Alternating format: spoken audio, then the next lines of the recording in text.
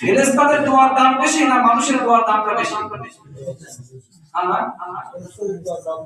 ফেরেশতাদের দোয়া সারা জীবন মসজিদ সাহেব মসজিদে গেল, নিজের মর্যাদায় বুঝতে পারলো না।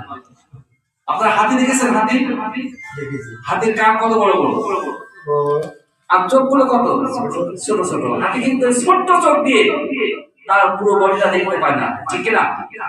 আল্লাহ রাব্বুল আলামিন মানুষের যে কত মর্যাদা দিয়েছে, মানুষের যে কত তাজিম আল্লাহ দিয়েছে, মানুষ হাতির মতো বড় বড় কান দিয়ে আমাদের মানুষ তার নিজের মর্যাদায় বুঝতে পারে না।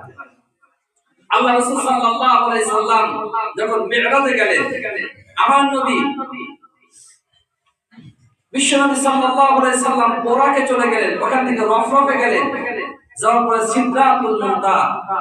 সিদরাতুল মুনতাহে যাওয়ার পরে আল্লাহ রাসূল ওখানে নামলেন। জিবরাইল বলছে, ইয়া রাসূলুল্লাহ, আমি এর থেকে আর সামনে যেতে পারবো না, তখন এর থেকে সামনে যাওয়ার পারমিশন আমার নাই। ইয়া রাসূলুল্লাহ, আমি জিবরাইল যদি এক চুল পরিমাণ সামনে চলে যাই, আল্লাহর নূরের তাজাল্লিতে আমি জোরে পুরে সাক্ষাৎ হয়ে যাব।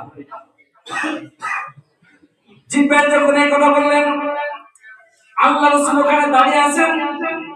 আমার নবী জনমানবহীন এলাকা, রাসূল একাকী আছেন। রাসূলের মনে মনে একটু সংশয় হয়, ভয় হয়। তার কারণ আমার নবী যদিও নবী, তারপর আমার নবী ছিলেন একেবারে টাটকা নিরেট মানুষ, ঠিক না? আল্লাহ রাসূল মানুষ ছিলেন, তবে মনে রাখতে হবে আমার আপনার মতো সলিমুদ্দিনের মতো মানুষ কিন্তু রাসূল ছিলেন না। আমার নবী আর আব্দুল্লাহ নোয়ার আর আব্দুর রহমান আব্দুল জব্বার কিন্তু একরকম মানুষ না। বিশ্ব নবী সাল্লাল্লাহু আলাইহি সাল্লাম যে রাস্তা দিয়ে হেঁটে যেতেন, গাছ-গাছালি গুলো রাসূল সাল্লাল্লাহু আলাইহি সাল্লামের চেহারা মুবারকে ছায়া দেওয়ার জন্য তারা ঝুঁকে পড়তো।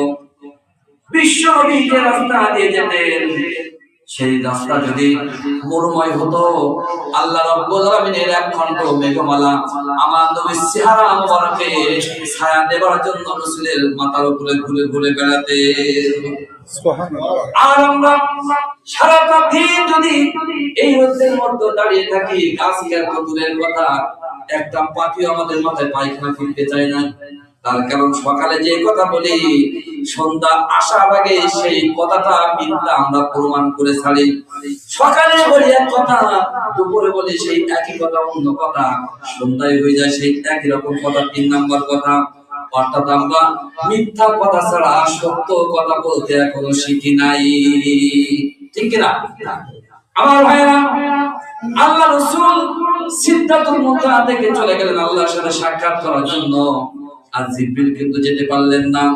এ থেকে মুফাসসিররা প্রমাণ করেছেন আল্লাহ ফেরেশতার থেকে একজন ঈমানদার মুমিন মুত্তাকি বান্দার মর্যাদা অনেক অনেক গুণ বেশি।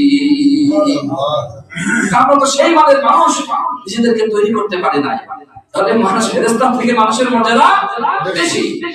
আমার ভাইরা, আল্লাহ রহমতের ফেরেশতারা নিষ্পাপ মাসুম, যাদের কোনো গুনাহ নাই, সেই নিষ্পাপ মাসুম গুনাহহীন ফেরেশতারা আল্লাহর দরবারে ফরিয়াদ করে, রব্বুল আলামিন যারা কোরআনের ময়দানে কোরআন শোনার জন্য বসলো, ওদের 2 নাম্বার পুরস্কার, ওদের থেকে জাহান্নামের আগুনটা চিরতরে হারাম ঘোষণা করে দাও। আমার বন্ধুগণ, এখন বলেন তো দেখি, এই কোরআনুল কারীমের ময়দানে বসলে আমাদের লাভ না ক্ষতি?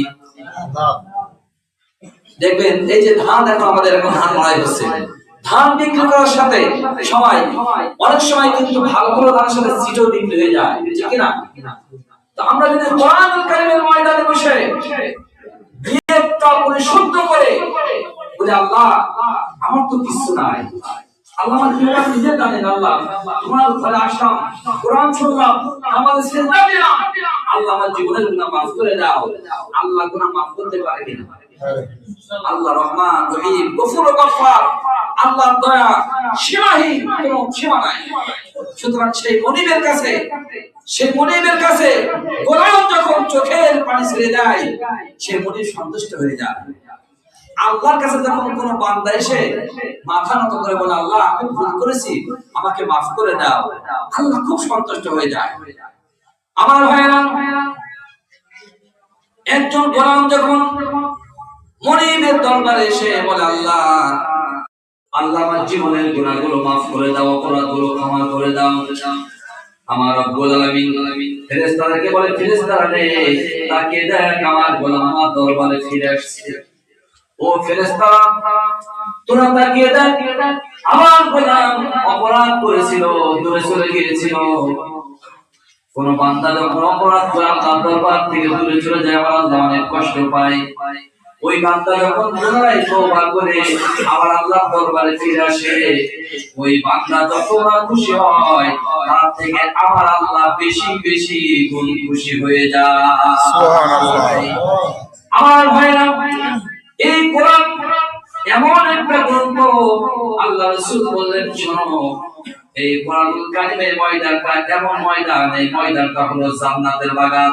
কিসের বাগান?